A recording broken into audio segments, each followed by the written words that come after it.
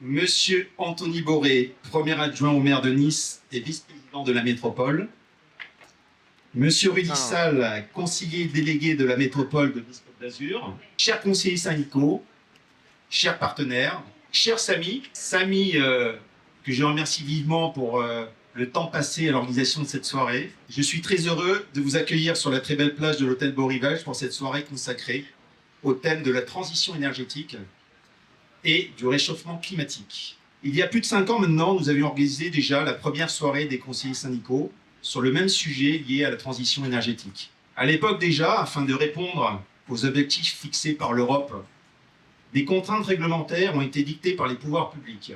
Il nous a été demandé, nous professionnels de l'immobilier, de mettre à l'ordre du jour, déjà à l'époque, les répartiteurs de chauffage pour maîtriser les consommations énergétiques dans nos immeubles. Il nous a été également demandé de proposer à nos copropriétaires des travaux d'isolation thermique dans le cadre de travaux d'étanchéité ou de travaux de ravalement façade. La loi Climat et Résilience d'août 2021 a maintenant imposé des mesures fortes pour lutter contre le réchauffement climatique et la réduction des gaz à effet de serre. Nous, professionnels, devons limiter les augmentations de loyers pour tout appartement dit énergivore et dit passoire énergétique. À partir du 1er janvier 2025, ce type d'appartement dit passoire énergétique sera interdit tout simplement à la location, faute de travaux d'isolation thermique. Alors les questions qui se posent sont donc nombreuses. Quelles sont les solutions et les obligations de rénovation énergétique? Comment réaliser les audits énergétiques? Comment financer ces travaux d'isolation thermique? Vous aurez donc toutes ces réponses tout à l'heure dans le cadre de la visioconférence qui sera projetée sur les écrans. Vous pourrez profiter de cette soirée en présence de nos partenaires et puis nos collaborateurs qui ont un petit badge et à qui vous pourrez poser toutes les questions sur le sujet. Voilà, merci à vous d'être là ce soir et passez une très bonne soirée.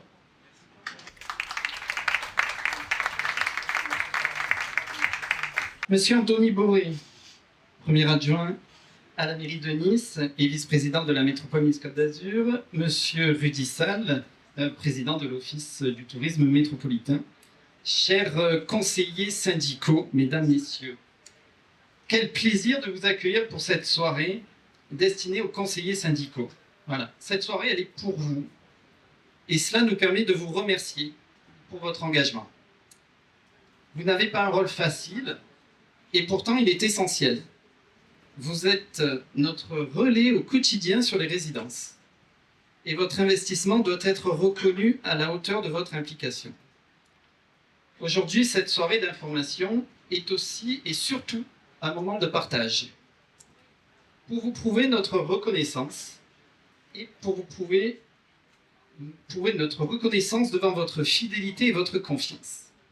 Donc merci à vous, chers conseillers syndicaux. Je voudrais également profiter de l'occasion pour souligner et mettre à l'honneur le travail essentiel des collaborateurs des agences Citia. Que ce soit Citia Nice, Citia Menton, Citia d'Albera et bien sûr Citia Baie des Anges, tous ces collaborateurs font un travail remarquable pour vous satisfaire et il est important ce soir de les féliciter et de les mettre en avant pour leurs actions. Cette soirée est possible grâce à des partenaires nationaux tout d'abord. Vous avez pu le voir, EDF, Proxydro, Proxyserve, ISTA, Océan, Zplug, Watt, Gaz Européen, GRDF, STO, Veritas, Happy Financement, la FNIM, dont je suis administrateur dans le 06, et radioimo.fr. Et au niveau local, on a des partenaires aussi, on voulait les remercier, les mettre en avant, ils sont là, ils ont tous un badge aussi pour répondre à vos questions. On a EMR Ascenseur, Chiabrini Group, Greenway Électrique, Monaco, Pescarzoli, le groupe Ramoin, Assainissement Service, Proxydro au niveau local aussi, Vasta Piscine, ADI, PEF Service, Sermatec et Engie. Voilà, désolé pour la liste, mais on voulait tous les nommer, c'était important pour nous. Donc cette belle soirée surtout est possible grâce notamment à un lieu magique, donc la plage Beau Rivage. Je voulais remercier la famille Atia pour la collaboration réciproque avec notre cabinet, et Séverine et Caroline et toute leur équipe, merci à elles. Et enfin, je n'oublie pas Samy Edry et son magazine Challenge Pratique, qui est l'organisateur de cette belle soirée. Un grand merci à toi, Samy. Enfin, je voudrais finir par vous dire qu'on a beaucoup de chance de vivre à Nice. Non seulement c'est la plus belle ville du monde, ça c'est mon avis, et nous avons un climat exceptionnel, on peut le voir, hein, on en a la preuve. Euh, on a une municipalité qui s'occupe aussi de notre quotidien, et je voulais souligner, notamment on a un sujet qui est évoqué à chaque fois lorsqu'on fait des assemblées générales et des conseils syndicaux, c'est le Airbnb. Voilà, et je voulais féliciter et remercier la ville de Nice parce qu'ils sont notamment, et grâce à Anthony Boré, une ville pionnière dans la mise en place d'une réglementation exigeante. Et cela nous aide dans notre quotidien de tous les jours. Donc je voulais t'en remercier, mon cher Anthony. Voilà, je laisse maintenant la parole à un ami de la maison Citia et un grand ami de notre président fondateur qui est Monsieur Briand. Il s'agit de Monsieur Rudy Sall.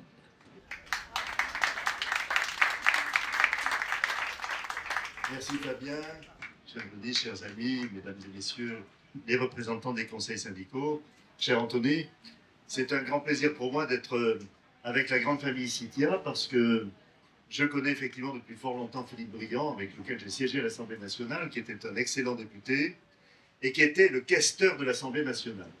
Et c'est quoi un questeur? C'est celui qui gère l'Assemblée nationale. Et à cette époque-là, l'Assemblée nationale était bien gérée. Grâce à lui, et je peux vous dire qu'un euro, c'était un euro, et qu'il ne les jetait pas par les fenêtres. Parce qu'il gérait l'Assemblée nationale en chef d'entreprise. Et comme il gère d'ailleurs son entreprise, avec le sens du détail, mais aussi avec le sens du contact. Et il est très attaché à ses entreprises, parce qu'il en a beaucoup, mais à Citia en particulier. Et je sais qu'un de ces jours, il viendra et nous aurons le plaisir de partager ensemble un moment d'amitié. Il vient de temps en temps, assez régulièrement, mais on n'a jamais le temps de se voir, ce téléphone et de temps en temps des visioconférences aussi pour participer à un moment de convivialité. En tout cas, Citia est une belle maison. C'est une maison sérieuse, à l'écoute, qui gère bien les copropriétés. Et Dieu sait si c'est difficile. Et c'est de plus en plus difficile. Et faisait allusion tout à l'heure, évidemment, aux questions touchant à l'environnement. Nous y sommes tous confrontés aujourd'hui. Et je crois qu'il ne faut pas le prendre comme une punition, mais comme quelque chose de positif. Alors évidemment, la transition est un peu compliquée. Mais à terme, on sait bien que c'est pour le bien de l'humanité, et en même temps aussi probablement pour réaliser des économies. Alors il y a un cap à passer. Vous devez le faire dans les copropriétés. Nous le faisons à tous les niveaux. La ville, la métropole le fait. L'Office du tourisme le fait. On a lancé un processus clé verte pour que les hôtels puissent aussi s'engager dans une démarche environnementale. Et à tous les instants, à tous les niveaux, nous essayons d'être vertueux. Et là-dessus, la ville de Nice est très vertueuse, vous le savez. Vous l'avez vu d'ailleurs, et nous voyons tous les jours le développement des coulées vertes, des pistes cyclables, etc. Une ville apaisée, un développement des transports en commun, pratique, non polluants. Tout ça participe au confort et au bien-être de la population. Et c'est une volonté de Christian Estrosi, nous le savons, et il en a fait le marqueur de son mandat. En tout cas, la copropriété, c'est une petite communauté qu'il faut gérer au quotidien, avec ses problèmes, et parfois même avec ses problèmes de personnes. Il faut gérer aussi, aplanir parfois les mauvaises humeurs. Il peut y en avoir, ça peut exister. Et c'est vrai que le syndic, il a souvent un rôle un peu ingrat, où il est obligé de faire la part des choses, pas toujours que des contents, parfois des grincheux ou des mécontents qu'il faut essayer de raisonner, mais ça fait partie du job. Et je sais qu'à Citia, on le fait bien, parce qu'il y a des équipes qui sont toujours à l'écoute, qui sont sympathiques, qui sont dévouées, et surtout qui sont des professionnels qui aiment leur métier. Voilà, en tout cas, c'est moi ce que j'ai constaté, ce que j'ai remarqué dans toutes les agences Citia que je connais et que je fréquente régulièrement. Alors, je veux vous féliciter Citia d'avoir eu l'initiative de cette soirée, parce que c'est toujours très agréable de se retrouver tous ensemble dans un endroit magique comme celui-là. Et je vous rassure, il est tombé quelques gouttes, mais ça va s'arrêter très rapidement. Nous sommes niçois, nous savons bien que chez nous, ça ne dure pas et nous avons besoin d'un peu d'eau aussi, donc on ne va pas s'en plaindre. Et puis je veux remercier évidemment Samy, qui est le grand organisateur de la soirée, qui organise toujours les choses très très bien, et quand Citia lui confie quelque chose, Citia sait très bien ce qu'il fait. Voilà. En tout cas, merci de votre accueil, de pouvoir partager ce moment avec vous. Et puis, bon vent à Citia, sur notre Côte d'Azur, et puis aussi la pleine réussite à vos copropriétés qu'il faut gérer au mieux, parce que c'est votre cadre de vie, parce que c'est là où vous êtes du matin au soir et vous avez besoin de pouvoir disposer d'un confort et que quelqu'un vous règle les problèmes qui se posent. Et ça, c'est le syndic. Donc, le conseil syndical attire l'attention du syndic et le syndic ensuite se met à l'ouvrage pour régler les problèmes. Voilà. Merci, bravo à tous et encore très bonne soirée.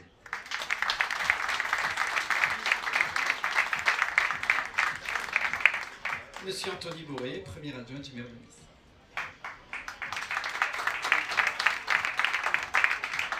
Monsieur le directeur régional, mon cher Fabien, de Samy que je salue aussi et qui est mon ami également et qui fait toujours les choses avec beaucoup de sérieux et beaucoup de soin. Et puis je suis là un peu à double titre, pour vous dire la vérité. Parce que moi aussi je suis conseiller syndical. C'est la casquette la plus importante que j'exerce, parce que forcément quand on a un bien, on a envie de l'entretenir, on a envie de s'en occuper, on a envie de faire en sorte qu'il puisse vivre correctement et qu'il ne perde pas de la vie. Et comme ce bien est géré par Citia, je suis assez, au fond, à l'aise pour le dire, parce que ça aurait été plus difficile s'il avait été géré par d'autres. Maintenant que je vous ai dit ça, évidemment, c'était un trait d'humour et je veux vous parler en tant que premier adjoint au maire de Nice, parce que c'est dans cette qualité, vice-président de la métropole, que j'interviens. Dit à si bien évoquer l'importance d'avoir un syndic précieux, et Citia fait partie de cela. Je salue à mon tour Philippe Briand, qui a effectivement été un brillant questeur.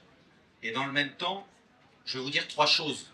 J'aurais envie de vous dire des milliers de choses, parce que lorsqu'on est conseiller syndical, on est forcément quelqu'un qui a un rôle très important dans la cité.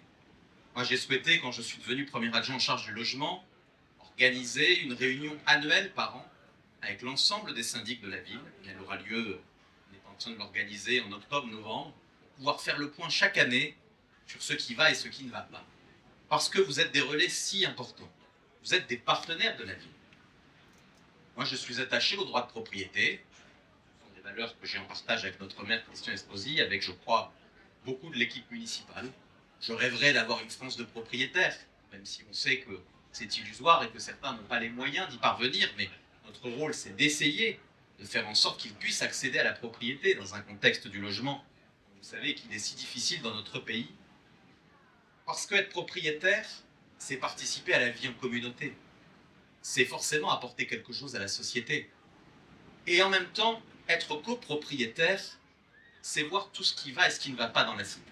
Alors votre regard, il est précieux, il est indispensable, il est fondamental. Et je dois dire que toutes les actions que nous menons en tant que collectivité, Rudy, en tant que président de l'Office du tourisme, président délégué, forcément un regard très assidu sur ces questions. La première priorité pour nous, c'est de faire en sorte que votre patrimoine ne perde pas de la valeur. Comment on fait en sorte que Nice reste attractive? Comment on fait en sorte que Nice reste une ville qui fait envier le monde? Quand quelqu'un cherche, je sais que parfois ça fait râler, quand quelqu'un cherche un événement à organiser, on est candidat. Pourquoi? Parce qu'on se dit, si cet événement apporte de la vision pour Nice, apporte de la visibilité pour Nice, apporte de la notoriété, du tourisme sans tomber dans un surtourisme qui vient évidemment nous exaspérer parce qu'il crée des nuisances, il crée des difficultés. Mais enfin, si cet événement est positif pour Nice, et nous en avons un certain nombre qui sont encore à venir, je ne parlerai pas de ceux qui viennent de se dérouler. Le dernier, c'était l'Ironman, qui après 40 ans à Hawaï s'est déroulé chez nous, le championnat du monde, à Nice. Eh bien, on aura évidemment ces 4 matchs de la Coupe du Monde de rugby que nous sommes en train de préparer très activement. Et puis nous aurons l'année prochaine l'arrivée du Tour de France, qui après 110 ans sur les Champs-Élysées, arrive chez nous parce qu'il y a les Jeux Olympiques. Là aussi, nous avons quelques épreuves de football qui sont accueillies chez nous. Alors, première priorité pour nous, ne pas faire perdre de la valeur à votre patrimoine. Deuxième priorité, elle consiste à assurer, je dirais, votre qualité de vie, parce que l'attractivité, c'est bien, mais c'est pour les autres. C'est pour vous aussi, mais c'est aussi pour ceux qui viennent. Et moi, je n'oppose jamais cette idée d'attractivité à la qualité de vie des Niçois. C'est pas l'un ou l'autre, c'est l'un et l'autre. Et la qualité de vie des Niçois et des Niçoises, elle est aussi fondamentale que l'attractivité de la vie. Comment on fait pour essayer ensemble de maintenir une ville propre? Comment on fait pour mener ensemble des actions pour que nos copropriétés, nos voies publiques, nos voies privées reste propre. Et ça, c'est un défi extrêmement difficile. Il faut le dire, moi je suis le premier adjoint aussi en charge de la sécurité, je suis confronté tous les jours à des centaines de doléances. Nous vivons dans un monde dans lequel des valeurs se sont perdues, l'autorité parentale, la fermeté, et on a beau soutenir les uns et les autres les forces de l'ordre, rajouter des moyens, on a doublé les effectifs de la police municipale en 10 ans, c'est extrêmement conséquent, ils ne s'ennuient jamais, et il n'y a pas une minute où ils n'ont rien à faire. Bon.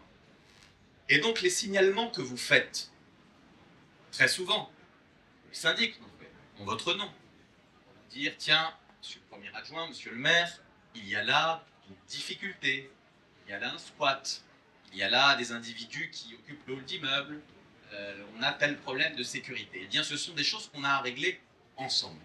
Je dis souvent, et je le dis au syndic avec une forme de vérité, hein, tant pis si ça ne plaît pas, mais je ne suis pas là non plus pour être dans le politiquement correct et dire toujours des choses qui plaisent.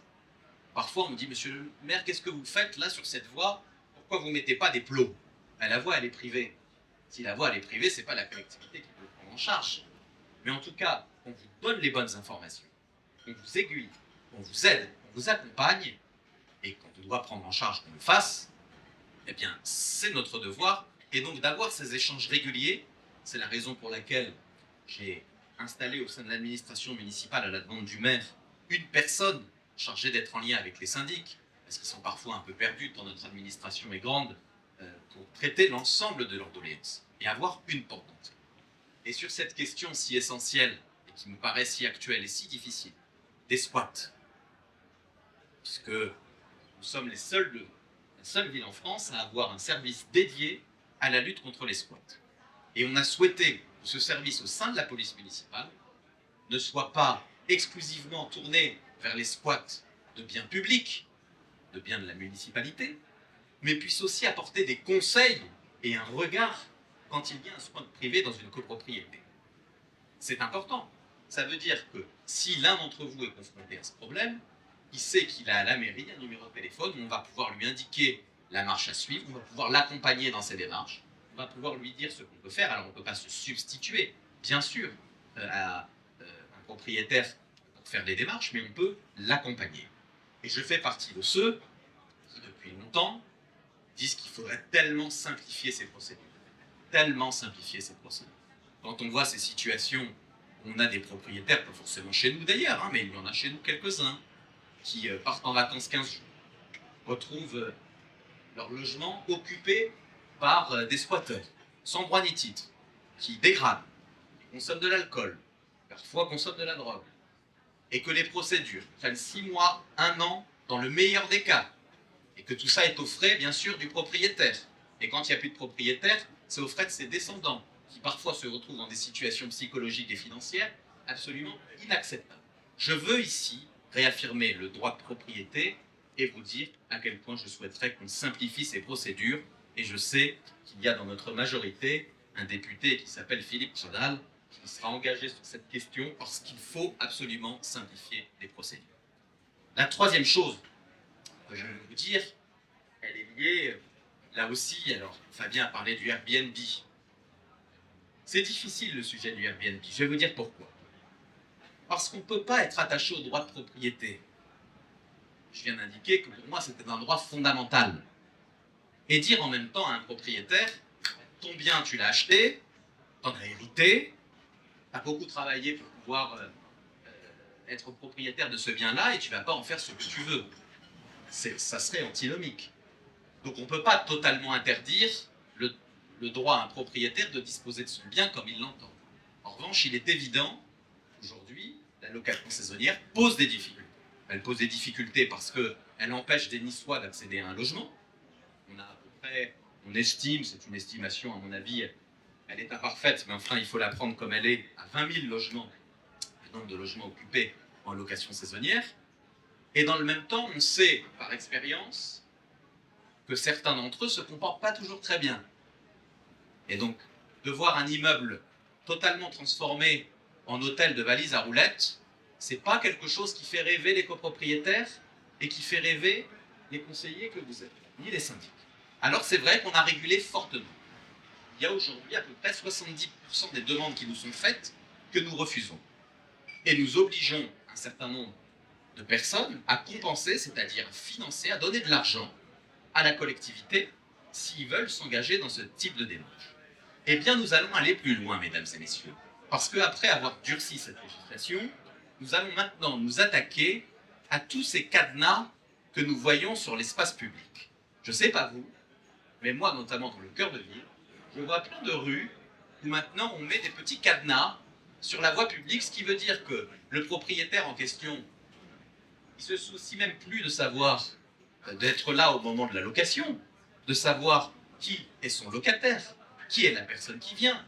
Il met le cadenas, il envoie l'adresse par SMS, il dit à l'individu, tu as payé sur la plateforme, tu te débrouilles, tu vas à tel endroit récupérer la clé, et puis quand tu repars, tu remets la clé dans la boîte à clés, et ni venu ni connu, je me suis occupé de rien, j'ai pas vu qui c'était, et donc il n'y a donc aucun esprit de responsabilité dans cette démarche, et je vous annonce en exclusivité, puisque vous êtes les premiers à qui nous le disons, et nous avons communiqué sur ce sujet dans quelques jours, que nous allons prendre un arrêté municipal pour que la police municipale puisse agir contre tous ces cadenas que nous voyons sur le domaine public et qui n'ont rien à y faire et qui déresponsabilisent le locataire, le propriétaire, lorsqu'il s'engage dans ce type de démarche.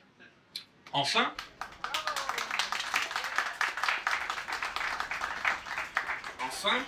je veux vous dire, et c'est le troisième point et le dernier point, je voudrais parler de tant d'autres choses. Je voudrais vous dire un mot, bien sûr, du développement durable. On sait à quel point, j'allais dire, aujourd'hui c'en est la démonstration, on aura des épisodes de canicule de plus en plus longs, de plus en plus durs, et des épisodes méditerranéens de pluie de plus en plus intenses. Bon, on a vécu dans notre département la tempête Alex, on sait bien que dans les années à venir, nous aurons fort à faire sur ces sujets et qu'il nous faudra aussi nous préparer à vivre ce type de choses. Il est évident que sur nos bâtiments publics, sur les logements de manière générale, en plus des transports, nous avons fort à faire pour pouvoir les mettre aux normes. Et je fais partie de ceux qui pensent qu'on ne peut pas lutter contre ça. Et que dire on ne peut pas, il ne faut pas, c'est pas une priorité, serait une grave erreur. Et donc, nous avons un certain nombre d'aides, je veux aussi que vous le sachiez, d'aides financières, d'aides très concrètes, dans ce que nous appelons, c'est un terme un peu technique, le programme d'intérêt général, que nous avons voté au sein de la métropole, où on peut, avec un interlocuteur qui a été désigné dans les services, eh bien, financer des propriétaires privés qui voudraient se mettre aux normes sur telle ou telle chose, avec des aides financières à la clé, sous réserve d'un certain nombre de critères. Et vraiment, je vous encourage à nous faire savoir si certains d'entre vous sont intéressés, parce que ce sont des choses que nous faisons, comme nous avons instauré d'ailleurs des aides aussi financières pour payer ces factures d'électricité pour ceux qui seraient en difficulté, parce qu'on sait à quel point ces factures ont flambé aussi ces derniers mois. Mais dans le même temps que je vous dis que c'est important, je veux vous dire que je fais partie là aussi de ceux qui pensent que le calendrier que le gouvernement a demandé dans la loi climat et résilience pour pouvoir se mettre aux normes est totalement intenable et scandaleux. Et j'ai reçu avec Christian Estrosi et quelques amis vendredi dernier Christophe Béchu, le ministre en charge de l'écologie et du logement, qui est venu pour les 100 ans de Côte d'Azur Habitat, qui est le bailleur social que je préside. Et j'ai clairement indiqué devant lui, vous voyez, c'est ma part de liberté aussi. On peut avoir des amis au gouvernement. Je trouve que Christophe Béchu est un bon ministre, il a été maire d'Angers, c'est quelqu'un qui est pragmatique, et en même temps dire des vérités, que ce calendrier n'est pas tenable. Et au moment où nous vivons une crise du logement sans précédent, risquer de mettre en dehors du marché 5 millions de logements, c'est absolument inacceptable. C'est une bombe sociale qui se prépare. Et j'ai donc demandé au gouvernement de reculer l'échéance de 2 à 3 ans pour essayer de faire en sorte qu'on n'en arrive pas à cet endroit. Je ne sais pas si je serai entendu, mais en tout cas avec le maire de Nice, avec Christian Estrosi, ce sont des choses que l'on porte parce que nous croyons que la crise du logement est telle, que les difficultés économiques et sociales sont telles, que l'inflation est telle qu'il ne faut pas ajouter des difficultés aux difficultés. Voilà, mesdames et messieurs, ce que j'avais envie de vous dire. J'ai essayé d'être synthétique. J'aurais pu parler de tant d'autres sujets qui me passionnent et sans doute sur lesquels vous êtes interrogés. dans vos conseils syndicaux. Et Rudy a eu tellement raison, je conclurai là-dessus, de prendre cette image en disant, vous savez, la ville, c'est une grande copropriété. Et au fond, je vois en chacun de vous un maire, un adjoint au maire, qui lui aussi a la même tâche dans chacun des immeubles que vous administrez. À savoir agir pour le bien public, parce que lorsque l'intérêt privé est multiple, ça devient forcément un intérêt commun, et donc une forme d'intérêt public. Et dans le même temps, mettre d'accord des intérêts qui ne vont pas toujours dans le même sens. Eh bien, le maire, les adjoints au maire, l'équipe municipale, elle est confrontée à ça en permanence. Comment on fait en sorte de préserver la quiétude des riverains et de permettre aux commerçants de pouvoir travailler en bas de l'immeuble? Comment on fait en sorte de permettre aux propriétaires de disposer de leurs biens comme ils le veulent et en même temps de ne pas avoir trop de problèmes avec les locations saisonnières? Eh bien, notre tâche au quotidien, c'est de concilier des points de vue, c'est d'arriver à tracer une voie et à essayer de trouver dans cette voie le juste équilibre pour que la ville de Nice reste une ville attractive et une ville où il fait bon vivre. Donc merci à vous d'être engagés au sein de copropriété. Merci à Citia d'avoir organisé cette soirée et d'être ce partenaire si précieux. Vous dire que nous continuerons à être engagés à l'écoute de tous pour faire avancer les choses dans un monde où les valeurs se perdent parfois et où il nous faut résister pour réintroduire de l'autorité, pour introduire du respect, pour lutter contre les incivilités. Vous nous trouverez toujours à vos côtés pour défendre toutes ces valeurs. Merci de croire en la ville de Nice. Merci de la défendre aussi bien et merci de votre attention.